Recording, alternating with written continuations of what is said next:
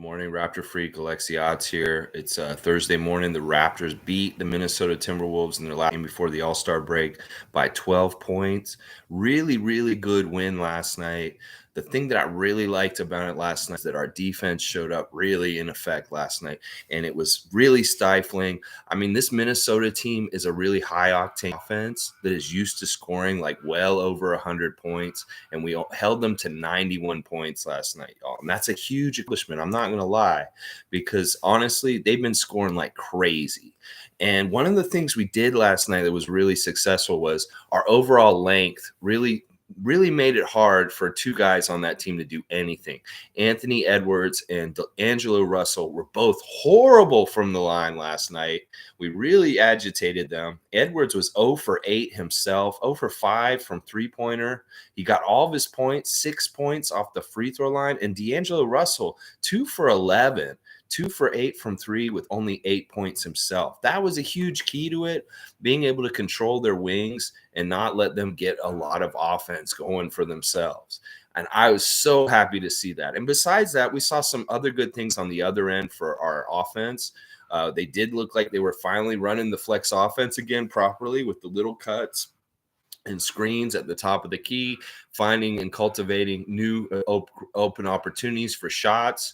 And Gary seemed to get his footwork back. That was a really crazy thing that happened at the beginning of the game before the jump ball with Patrick Beverley. I want to say this right now, that was totally on purpose and calculated by Beverley. And I don't know to a degree Chris Finch. Is what happens is they see Gary Trent get fouls or get technicals and get thrown out of a game like a couple games ago. Remember that? When Gary had to leave the game early because of weird, ambiguous technicals, he slapped his arm or something, and the referee said, "Get out." Well, and that was Tony Brothers, actually, which is hilarious, too. So Patrick Beverley put that technical on him and on Gary to cause him to have just be one technical away from leaving the game. And it almost backfired on him because later in the game, that play with OG, he should have gotten his second technical and thrown out at that point. But Tony Brothers did them a solid. That's the thing. Tony Brothers, once I saw him last night, I was like, oh, fuck. It's going to be one of these nights with Tony Brothers out there. No rhyme or reason. Some really long-ass challenge or something where he's going to take 10 minutes to watch TV. He's probably over there watching the Flintstones, yabba dabba doing over there or something like that. I don't know what the fuck Tony Brothers is doing when he goes over to that monitor and he takes fucking 10 minutes to look at something. And then he comes back with an asinine decision.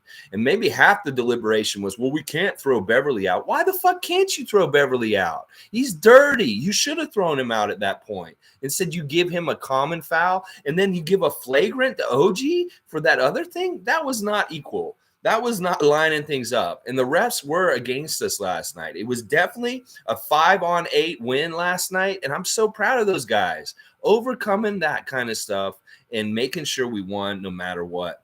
Jordan Bolton, Gary's best friend, was there, and the family. Yes, it was a Gary love fest last night. It was so cool to see his friend Jordan, who I did go look up and see all of his stuff after y'all talked about him the other day, and I learned all about him. What a really amazing story, a real great story about Gary. Really shows another side to him, and really special that he was there. And what he said was this is the first time he's ever gotten to see Gary start in an NBA game live.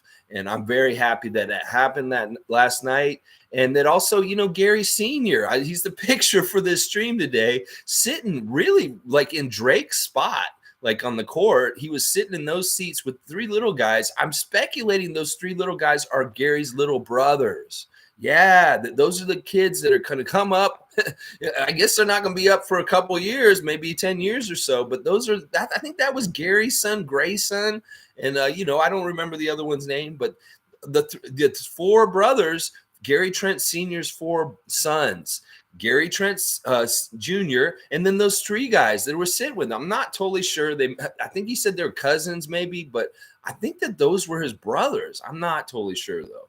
But yeah, really cool to see them sitting up close. Gary Trent Sr. must have been really interested in this whole fracas right at the beginning of the game with Patrick Beverley and stuff like that. It's like that's the kind of stuff Gary Trent Sr. was real good at, getting physical out there. Oh yeah, and he had that fly fur coat once again. He's just, I don't know, it's something really weird about the culture with the Raptors now, and everything is such a big family.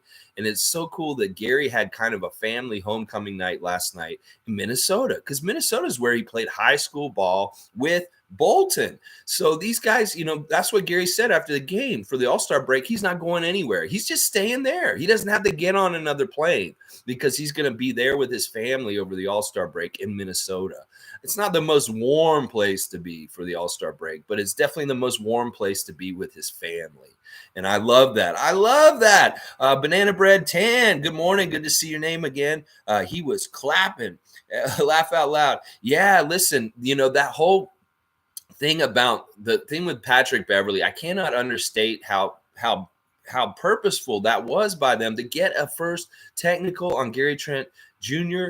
And then for the whole rest of the game, he couldn't be as vocal. He had to really play under wraps, and it's not his normal intensity, maybe not as outspoken, maybe not as gesturing with his arm for a foul call or anything like that. But this is the thing. He got really zoned in, and really right away, once again, we saw like a Bobby Portis effect where Patrick Beverley, you poke the bear, you know what you're going to get. You're going to get a flurry of offensive activity against your team. That's just going to be a barrage of three-pointers and nice little rhythm jump shots and stuff like that. And Gary did take over in the first quarter. He had an amazing start, and we did really well, kind of keep it ahead of them for most of the game. They did mess around with us in the middle a little bit. It was real close. That the crowd was really trying to be a part of it also.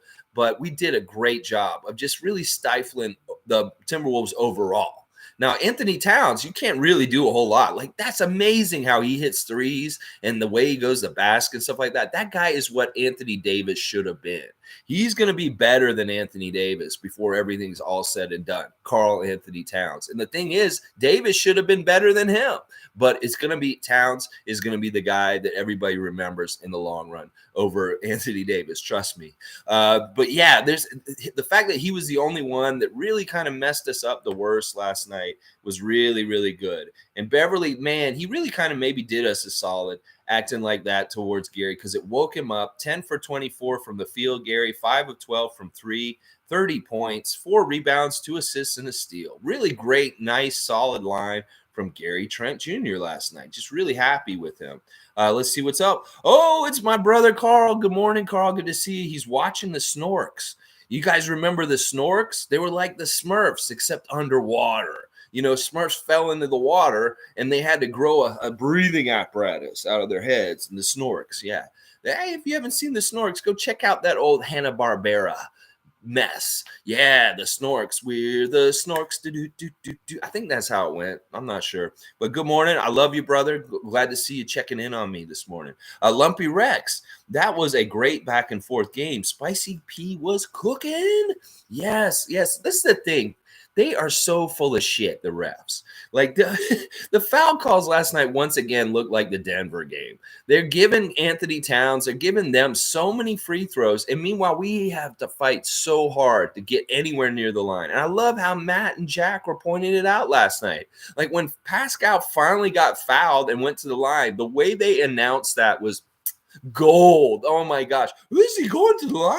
Oh my God. Is he really going to the free throw line? Like that was the best. And you know what? That's well earned and that's right. Listen, our announcers are pretty fair and unbiased overall. They've only seemed like they're more and more of becoming a homer because it's just so apparent because we are a more intelligent basketball fan base as a Raptor fan base. We can see it all now. So if they don't call it out in the announcing, then we know that they're like full of shit. So they basically have to say it now when they see it on the court, when things aren't balanced, when things are unequal, they're really pointing it out. And I'm glad they are because it is a part of what's happening right now. It really is that they're calling everything on one end of the court, giving foul shots to one team, and the other team is just getting hammered, getting hit all over the way, and they're not getting nothing. And I'm sick of it. I'm sick of it. But you know what? That's the thing. We have to be that much better than them, that we can overcome all of that, those differences in what's happening as far as how many free throws we get to shoot, as far as like, they even did that bullshit last night. You saw it when they fouled Edwards and they put him on the line. They weren't in the bonus. He should have had the ball side out. And that's when Pascal said side out, like really loud. Like you could hear Pascal when he says and one, and he says certain things, but he said side out really loud when Edwards was fouled dribbling the ball. He was not in his shot. He wasn't bringing the ball up or anything. He got fouled in the lane, dribbling in the lane, and they let him shoot free throws, and they were not in the bonus. That's the kind of shit I'm talking about. There's no rhyme or reason or consistency to how they call this shit. And that's why I love it that our team's so badass that they can overcome all this, no matter, even though, like they can overcome it. And thank God the Timberwolves aren't a good shooting team. They're a horrible shooting team. And Anthony Towns really is their biggest strength, for sure. For sure. Raymond Jacob, good morning. Always good to see Raymond Jacob. Beverley never going to win a ring with that attitude. He should stick to mixed martial arts. Yeah, I mean, Raymond, I can't disagree. I don't know if he helps them or hurts them more in some ways. I know he's a dogged defender, and a lot of people really like him and different things like that. But, we kind of nullified him. He was a pest at times. I really love that series of plays where Pascal was battling him, and he poked the ball out of Pascal's hand twice. And Pascal had to go back and get the ball. And then he made this amazing play around him, floated it up banked it off the backboard in. That was a fantastic play by Pascal. And that just symbolized, like, you're a pest, you're annoying. Yeah, you bug us, but we can overcome you. And that's what that was. And I love that. And yeah, I have a very low opinion of Patrick Beverley in general. I think a lot of people in the NBA do if he's not on your team, because he's just one of those guys. Graham, good morning. Another well-fought win. Yes. Another great win by the Raptors. We did not want to go on the All-Star break on a 3-game losing skid. That would have left a really bad taste in our mouths. We would have had to look in the mirror every morning and realize that, oh my gosh, what the fuck? And the other great thing about last night is Boston got beat by Coach Casey and the Pistons. So we got closer to them also. They ended their streak. Yes, I love you, Casey. He, as much as he beats us up and he's our kryptonite, I love it when Detroit overachieves and beats one of these top teams that they're not supposed to beat, especially a Boston Celtics team that's on a 9-game winning streak.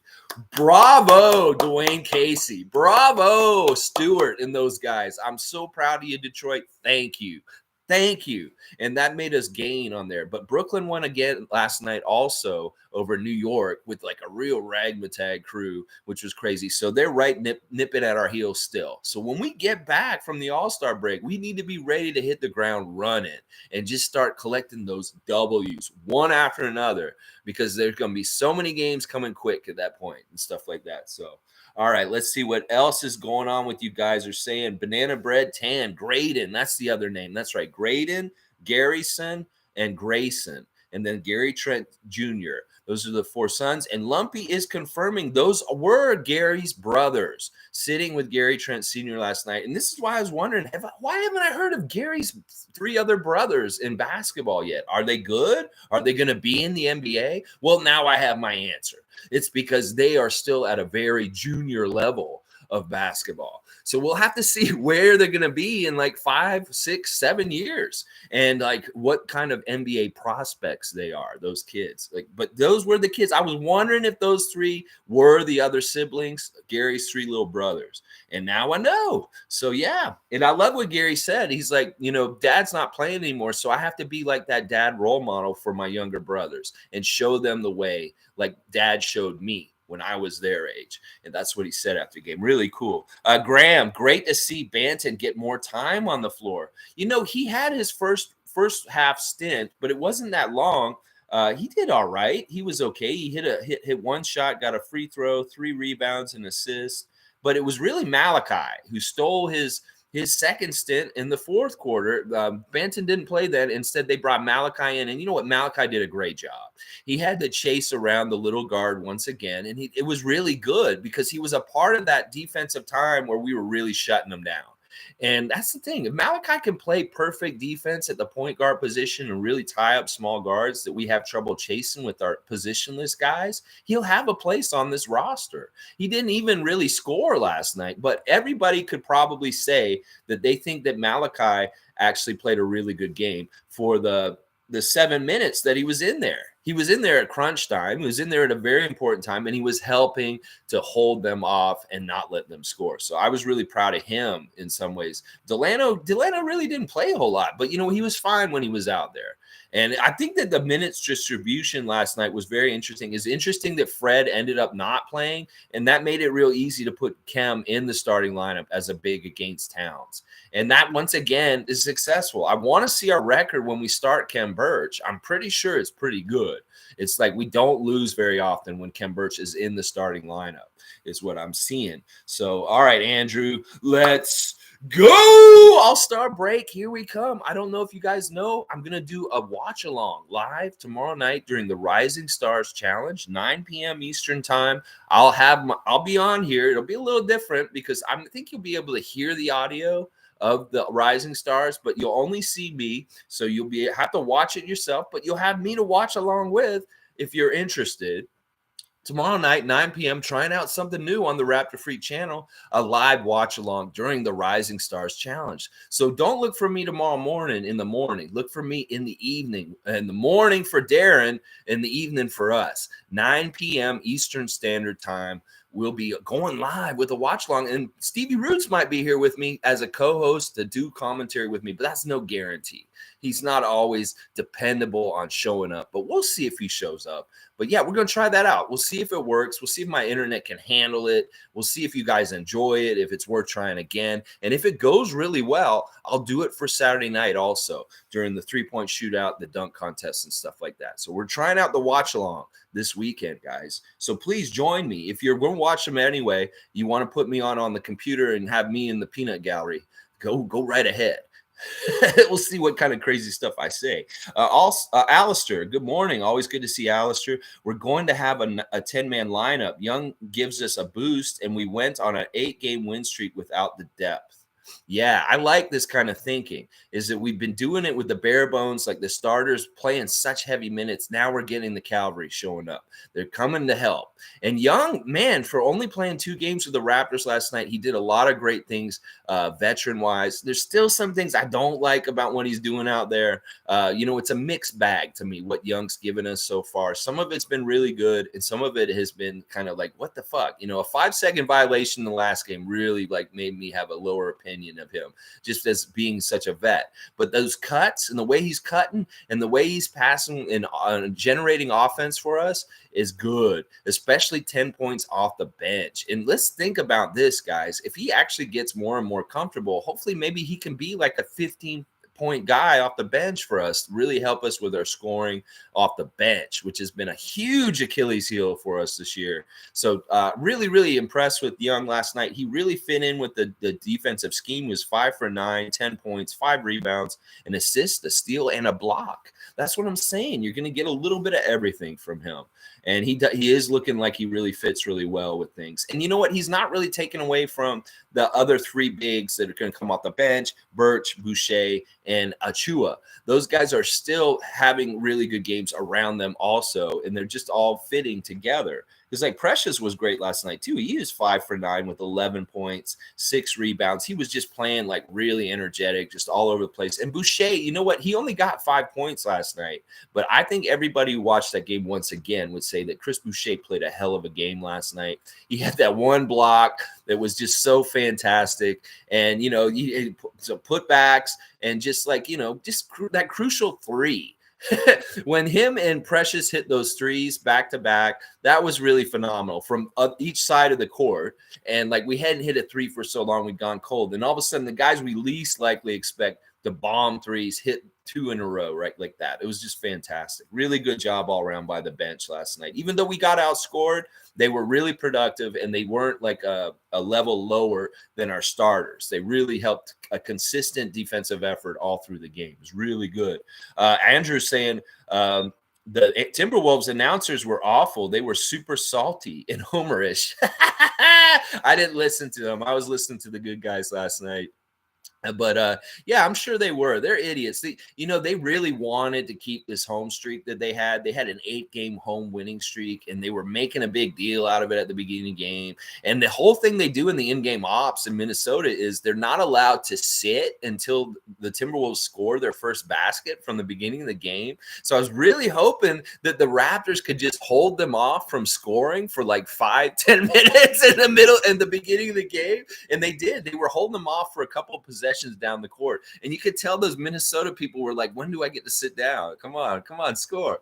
And like, we didn't let them score for like 2 or 3 possessions into the game. And that was awesome because I was watching all those people stand. I was like, yeah, you have to stand, motherfuckers. You have to stand until they score. And I was like, just don't let them score for like 10 minutes, Raptors. But yeah, I'm glad I didn't listen to them. Some teams are really bad. I'm sure people, when they listen to our guys, they think they're on edibles.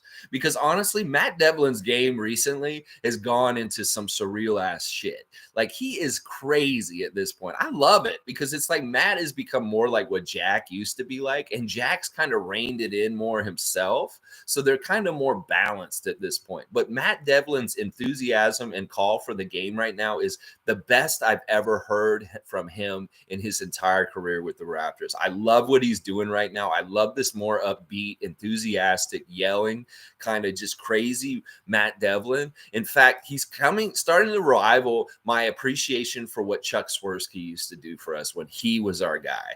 Like, Matt Devlin, you're killing it right now. Don't stop. Keep going. You are fantastic. I love you so much. You're hilarious. And seriously, other people watch our announcers, they're going to think that you ate an edible before the game because you're so wild right now. It's so good. It's so good. All right, let's keep going. Graham saying, I agree with you, Alexi. We should thank Patrick Beverley for getting us fired up. I mean, it was a real strategy. Seriously, it's a really smart strategy by Beverley. This is a vet. He wants to take one of our best offensive weapons away in some subtle way. Well, put a tech on him before the game even starts. And it wasn't really totally clear if they got called techs. It was later that Matt announced that, yeah, they got double technicals at the beginning of the game. And I was like, fuck, that's not a good trade for us. Like, we want Gary in the game. They can lose Patrick Beverley and they'll be fine offensively. Like, he's kind of just a goon. That's what he's supposed to do.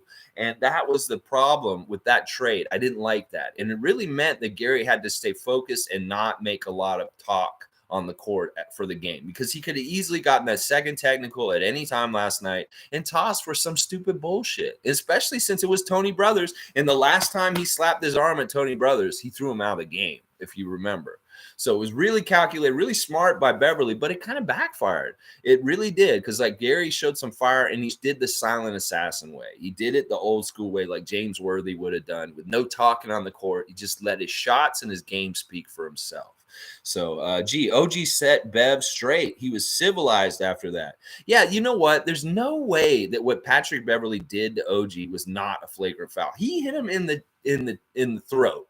And that was totally fucking dirty. And then once again, you see Tony Brothers saw him hit him in the throat, but he didn't call the whistle at that point. He called it when the retaliation happened. And it's really when the retaliation is just like in hockey, you do the first thing, you get away with it. It's the person who does the second thing that retaliates gets in trouble. But at least I got to give them credit. They went back and they looked at what warranted OG doing that to him and looked at the tape and realized, oh, he hit him in the throat. We see now. But there was no fucking rhyme or reason that one's a flagrant and that one is just a common foul. And then the way they did it was really them saving Patrick Beverley's bacon and saying, no, all right, we don't want Minnesota to lose Beverley, so we'll just call a common foul on him and a flagrant on OG. That's fucked up. And you know what? That's kind of fucked up too, because that's money too. Flagrants and technicals cost money to these NBA players. So they're just basically making OG pay some money for a situation that was pretty equal. And now Patrick Beverley don't have to pay shit because his was a regular foul, because it wasn't a flagrant foul. See, there's all kinds of bullshit you can read into it and see just how fucked up that call was. So, but yeah, I think you're right that after OG kind of leaned into him, that's what I call it. He leaned into him. Patrick Beverley settled down a little bit. He was still really fucking annoying. Don't get it wrong. You know, he was all over the place and just being kind of like talkative, talking shit, you know, all kinds of different stuff. So, yeah, let's keep going. Banana Bread Tan. Pascal went through 3 guys there. Pascal is amazing. Like, honestly, he is doing so good. His line last night wasn't super, super impressive. He only had 17 points. But listen, he had 9 rebounds and 9 assists, and he was joking after the game that he almost got a quadruple double with 6 turnovers also. That's hilarious. Like, this man needs to start thinking about being like Lowry. Be that triple-double hunter because you're so close, Pascal. Why the fuck can't you just get one more rebound? Why the fuck can't you just get one more assist? You know you can do it. So please, maybe take a page out of Kyle Lowry's playbook because you're getting all these really close to being a triple-double. They're not triple-doubles, so they won't count. They'll get forgotten. And I feel like you deserve these accolades, Pascal. So if you know you're real close, and I mean, I don't want you to affect the game and whether we win or not, but Kyle could do it within the framework of the game and really hunt those triple doubles. That's what they said. They call him the triple double hunter, Kyle Lowry, because he really tries and hunts them down by getting the stats that he needs to get. And Pascal, you're so fucking close. Just go ahead and get that extra rebound, get that extra assist, so you get your second triple double, which will actually be your third because they stole one from you. So it's like, oh man, dude, you're so close. Just do it.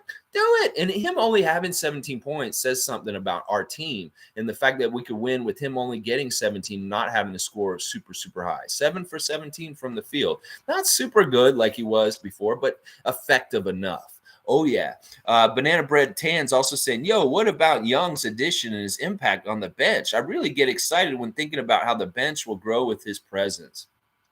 We're seeing a couple of different guys on the bench show up and do good things. Finally, we have everybody pretty much healthy. So, we get Birch, Achua, and Boucher, that tall battery off the bench. Now you got Young with them. So you've got 4 guys that are really super tall. And I really, really am happy that Malachi's finally getting some good productive burnout there and that he may be able to salvage his career with the Raptors before the end of the year by playing solid defensive minutes and hitting open shots when he gets them. We really want to see you start hitting shots, though, also, Malachi.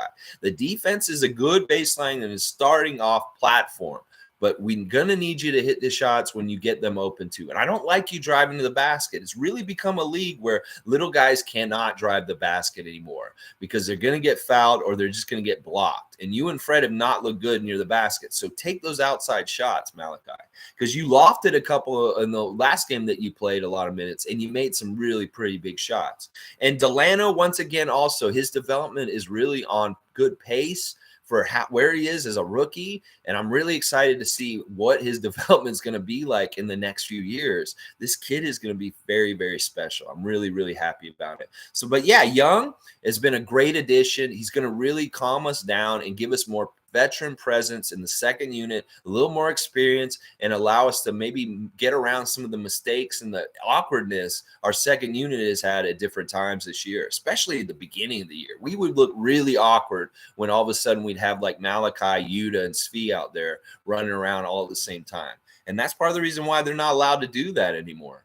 All right, Andrew. Patrick Beverley is one of my least favorite players, along with Matthew Dellavedova and Goran Dragic. They are all pests, and they play dirty. Yeah, and put Grayson Allen on that list too, Andrew. We can't forget about his dirty ass either. Yeah, you know what? Yeah, Patrick Beverley, I've hated him for a while too.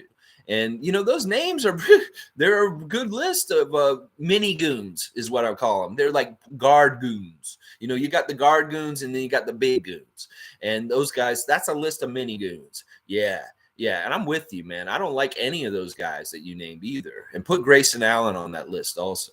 Alistair, do you know how exciting this playoff is going to be? Literally any team can win. It's like March Madness. That's a great thing. Like, listen, you don't want professional sports to be like wrestling where it's booked and it's just set up like Brooklyn versus the Lakers. Brooklyn versus the Lakers. If that happens, that's just so predictable. And that's obviously what the NBA wants. I really have to applaud the NFL for having good parity in their league for many, many years. I mean, look who was in the Super Bowl just now. You got two teams that were just out of nowhere, and boom, they're in the Super Bowl like that. That's what's great about sports, is what you're saying right there. The chance of any team, you could be a Milwaukee Bucks fan, and you have a chance for your team to actually win a championship like last year. That's what I'm saying. You can't have it consolidated powered structure in the NBA where there's only 5 elite teams and they're the only ones that are competing for a championship year in, year out. That's boring, because then you have a league of haves and haves nots,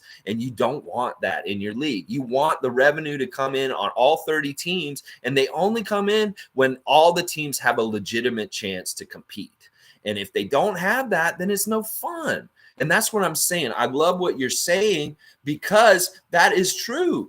Alistair, that like this is wide open, especially the East right now. The East is way wide open with all these really good teams, like right 1 through 8, 1 through 9, really good teams that all could compete and possibly come out of the Eastern Conference. So I'm totally with you on this. Parity is always best in sports. When there's more than a few teams that have legitimate chances, that's always, the sport is winning, because it's competitive and people are enthusiastic and enjoy it. That's why I don't like juggernauts. I don't like teams that are just so fucking dominant. It's like, just give them the championship now, because you're pretty sure it's going to happen. That's why you root for them to lose, because you want to see that shit not happen like the way they plan.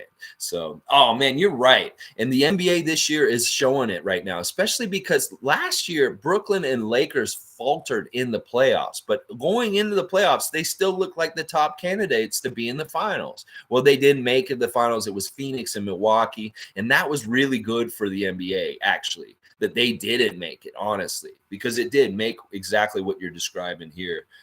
Raymond Jacobs said, I don't know. What do you?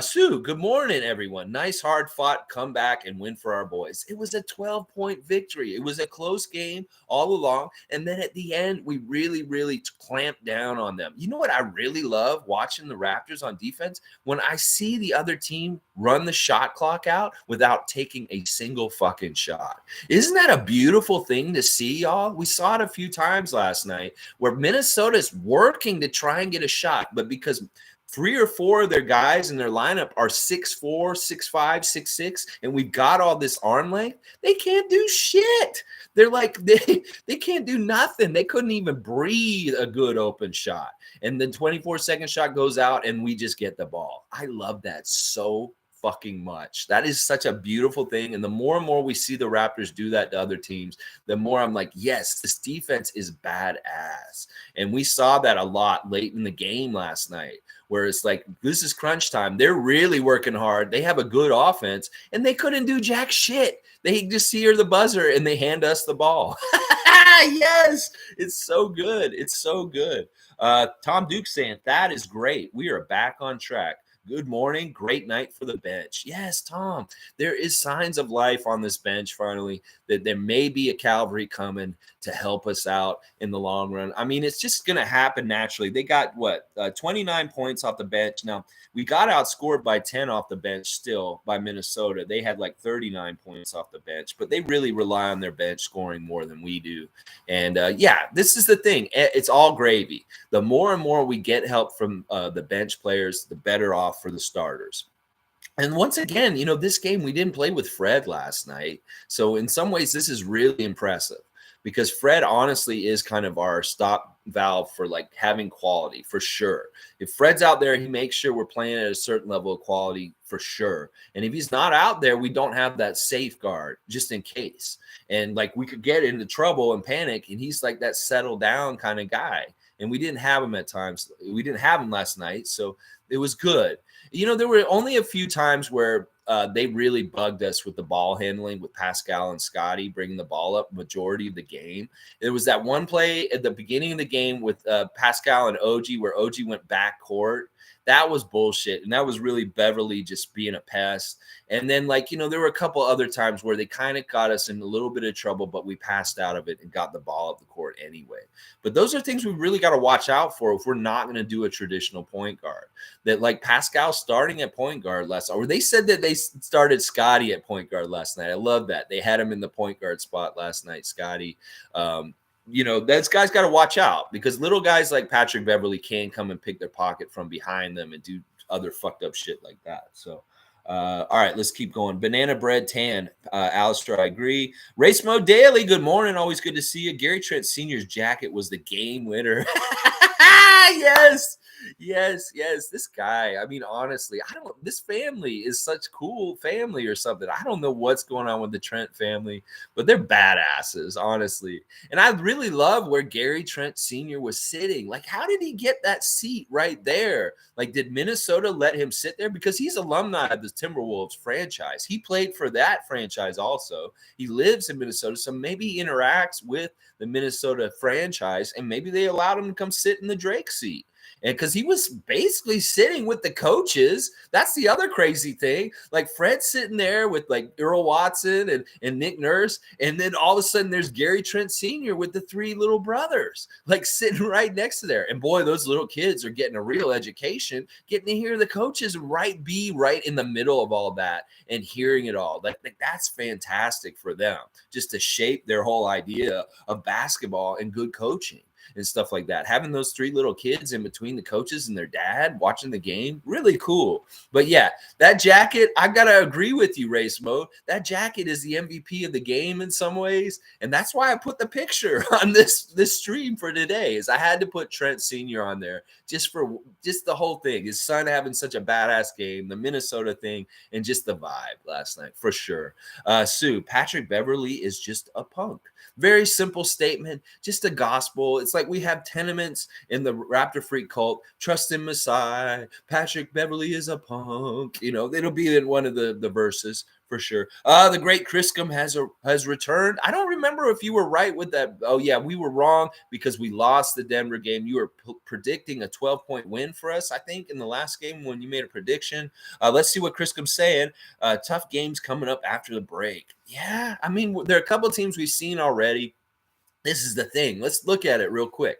Like I said, there's 3 back-to-backs in a row with 2 days in between them. So we're playing 6 games in 8 nights when we get back from the All-Star break. So that's absolutely insane right there. But the first back-to-back is doable because it's Charlotte and Atlanta on the road. We've played those teams both twice recently and beat them both times. So I really feel good about that. In fact, Atlanta recently, there's players on that team that are grumbling. Clint Capella specifically is saying that my teammates don't play defense. They're just not defensive players, and I don't expect them to. So they're in trouble. Atlanta's in trouble. They're not going to do what they did last year. They're going to be on their way down, or they're going to just stay where they are right now. Because Clint Capella has put the secret out. Atlanta Hawks do not play defense. And his teammates, he doesn't trust that they're defensive type players. So he's not expecting that to change. And Charlotte, we've seen the success we've had against Charlotte. It's going to be a fight. They've had some changes since the trade deadline. Montrezl Harrell is now on the Hornets. That'll be an interesting game back. But the next series of back-to-back is the one. Oh, my gosh. And we'll see where Kevin is with his coming back from his injury. We got to play Brooklyn in a back-to-back, home at home. And the great thing is the first game, but we're back in Toronto, is the 1st of March. And apparently what I'm hearing is we're going to be full capacity for that game. So we don't have any more of these fucked up games with capacity. Hopefully we come back from the All-Star break and March 1st, the first game back in Scotiabank Arena against the Brooklyn Nets on a second night of a back-to-back where we played them in Brooklyn the night before. Hopefully we'll have a full crowd for that on March 1st. That's the thing I love to hear. And the other thing about that game also is think about this. They just played the Knicks in New York last night and Kyrie could not play. Well, this is the thing. Kyrie's not going to play us for this whole year. He's not. He's just not. Because unless they change the rules or something like that, he's not allowed to play in his home games against us. He's not allowed to play against us in Toronto. So that's a huge advantage for us. I really like our chances against Brooklyn when they come back. I don't care if Kevin's back already or not. because he's going to have to get back in a rhythm, and they're going to have to figure shit out with all the new players with Kevin involved also. So I like our chances in that back-to-back also. And then the back-to-back after that, I forget who's in the next back-to-back after that. I haven't looked that far ahead. I don't want to get too far ahead. I think actually, did you list the names of all the games? Like, right, somebody did the other day or something. Anyway, let's keep going. Fun guy, my guy. Let's go. Great win before All-Star, right after we get Charlotte Hornets. Yeah. All right. Yeah, man. Fun guy. Really good win last night. Honestly, they even said it. I think Gary said that it was a must win because they did not want to go to the break with a losing feeling. And that was really good. Really, really good execution on defense last night. And the offense seemed to be getting a little bit better than the game the other day against New Orleans, where we couldn't fucking hit a shot. And Gary came out and he was gangbusters. There were a couple other guys that were okay. You know, I still don't think OG played that well last night. OG just looks really clumsy right now. He's 4 for 11 last night, 0 for 4 for 3, and only had a rebound and an assist. So that's like, you know, what's going on with OG? He only had 10 points. There's something weird there. He's a little off right now, and I don't like that, but it is what it is. At least Gary showed up and had a better game last night himself. But good to see a fun guy as always. Click 2 a.m. Karl Anthony Towns complaining about being tired on a back-to-back. Great mentality. Look, I can't diss him. You know, yeah, sure, he could probably, you know, it's the NBA. What does he expect? He's going to have to play in these games. You know, I can't diss the guy. I have a lot of, I feel bad for him just because of what's happened with the pandemic and his family and stuff. He's lost so many family members to COVID. And, you know, he just seems like a good dude. Like, I like the guy. He seems like such a good dude. Like, he would be a great Raptor to have. Like, honestly, Karl Anthony Towns, I'd be overjoyed to have him. But you know, I don't see him. If he wants to complain a little bit, that's fine. But like, you know, I can understand that. They played an overtime game the night before against Charlotte, and then had to play against the Raptors, and that's no fun. That's not a fun 2-night date. You know, they won the first game in overtime, but they didn't win the second game. That's for sure. And Banana Bread Tan, fire. I love that. Fire. That's what he's saying. Fred VanVleet, Gary Trent Jr., OG Pascal, Birch, starters, Malachi and Delano, Scotty Barnes, Young, Boucher, and Achua bench. So he wants to put the rookie on the bench and bring Birch into the starting lineup. I don't disagree with this. That's not a bad lineup. It's really like this is a thing. Freddie really sat to help them be able to put Birch into the starting lineup without having to bench Gary or Scotty, and that was all right.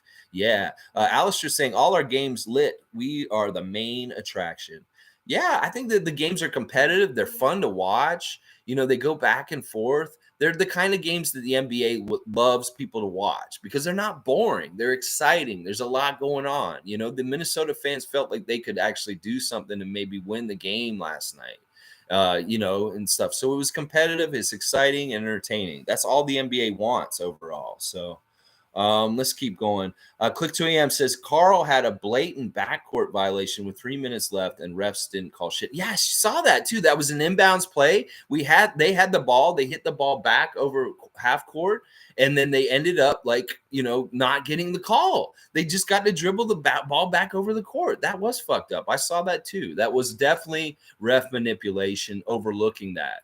And then they going like Pascal had a double dribble at one point in part of the game where they called it on him. They were calling it real like tight on us though, the other way.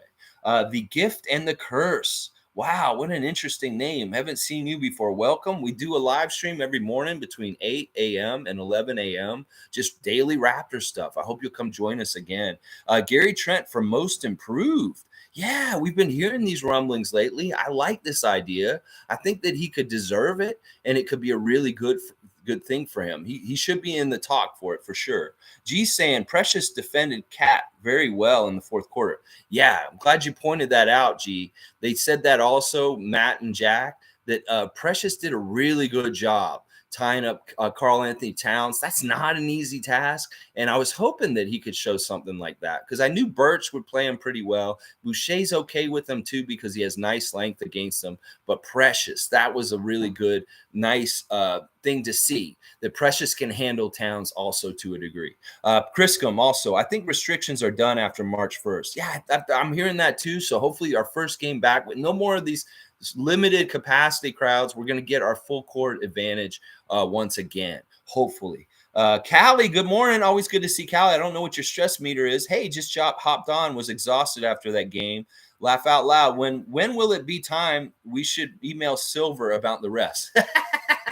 Well, maybe when we lose another one like Denver. Like after the Denver game, I was seriously considering it. But this one, yeah, the refs were bad, but we overcame it. We beat them 8-on-5, and that's fine. But yeah, we don't worry, Callie. We'll do this if it really gets too egregious. Egregious seems to be the word of the day. Everybody says egregious different ways. Nick Nurse said egregious the other day. The announcers are saying egregious. Everybody's saying the word egregious. All right, we'll see. But yeah, Callie, be ready. We'll be getting in touch with Adam Silver if these refs don't start calling it more fairly. Tom Duke, our next games are Charlotte, Atlanta, then the Nets twice, and then Pistons, Magic, Cavaliers, and Spurs. There's a lot of games we can win in there, Tom. I really like our chances afterwards. Guys, I'm going to have to wrap up real soon. Because I don't want to go over an hour, and I have company at the house right now. So there's things I got to do. Alistair, big threes are the only way you can beat a team like ours, and that's over with. Nowhere to run. Yeah, I don't even think big threes can beat us because we've got guys that can handle different big threes. And big threes are big threes, whatever. They're overhyped. That era of the NBA is over. It's over. It's team concept now. It's going to be all 5 of your guys have to be playing the same concept and working in conjunction with each other so that you get the absolute best outcome. Because when you have 3 guys doing something at one level and 2 guys at another level, that's different than when you have all 5 of your guys working in syncopation and perfectly. That's going to be the difference. And that's why team concept will beat Superstar 3 every single time. And that's what happened last year in the playoffs with Milwaukee. All right, let's see. Raymond Jacob, rest in peace, Anthony Davis. Yikes. Criscom, I hope OG can get back on his 20-point per game average. He's been struggling. But for the restrictions March 1st, I think Kyrie will be able to play unless the rule is different. I think it's about being able to come into the building if you're vaccinated or not. That's the one they're going to have to look at because it's the same way for the fans. Like you're not – I mean, I know Bradley came and played and he wasn't vaccinated or something. Maybe – I don't know. Maybe Kyrie will be able to play here. It's not totally clear. You're right. And they may amend things differently as things get like restrictions get rolled back and stuff like that. They may amend the rules for him specifically. Click 2 a.m. Thank the truckers for getting fans back. No. And I love that you're laughing about that. This shit was going to happen anyway. This is like somebody's liking this to when you do a group project in school and you have one person who didn't do shit to help you do the project. And then at the end, they're trying to take credit for helping make the project. No, this shit was all going to happen this way. You know who caused the restrictions to end? It's the people who stayed home. It's the people who wore their masks. It's the people who went and got vaccinated. It's the people who took precautions. These are the people that allowed for this to happen, for us to be back and opened up. It's all of us that did all the parts behind the scenes in our private lives, not this grandiose, stupid ass public display by these guys out there doing that. No. And I know the emoticons mean that you're not being serious. So Tom Duke, even Matty D voices opinions about the poor reffing. Cheers, Alexi. Enjoy your company in the day. Take care, people, and let's go. Thanks, Tom Duke. And I hope you will join me tomorrow night for the watch along at 9:00, Tom. Banana bread tan. Let's go. And Tom Duke saying egregious came from Monty's mouth first. I think I think you're right. Monty started the egregious thing on our stream, and now it's just like going all over the place. And Raymond Jacob, real quick, I just watched AD break his ankle out for the season. Oh crap. Wow, that's a big thing. Like they were saying, the Lakers were saying maybe you should deal Davis, but now they can't. Holy crap. That's a big blow. Lakers season is done. Done. I did not know that happened. Thank you for the information, Raymond. Tom Duke. Yeah, let's go. Friday watch long. All right, guys. Thanks for watching me this morning. Great game by the Raptors last night. The defensive intensity really shut down the Timberwolves and didn't allow their scorers to do jack shit. I love seeing Anthony Edwards with an 0-8 game and D'Angelo Russell not doing jack shit. Yeah, this is a really good, impressive win. Minnesota has been playing at a good level and beating good teams. And the fact that we just did this after our last two performances is really good. So, all right, it's All-Star break. Take a break, everybody. And like I said, I won't be here in the morning tomorrow. I'm going to be trying out the live stream watch along with the Rising Stars Challenge. So let's watch the Rising Stars Challenge today. Let's see our guy Scotty do real good. Let's go for Be Great. And Precious, too, for Team Isaiah. All right, y'all. Have a great Thursday. I got to go to the dentist. All right. Take care. Like, comment, subscribe. Seriously, please hit that red subscribe button. I'm trying to get to 1,000. I'm getting closer and closer every day. I really appreciate all the subscribes recently. They're really, really helping out.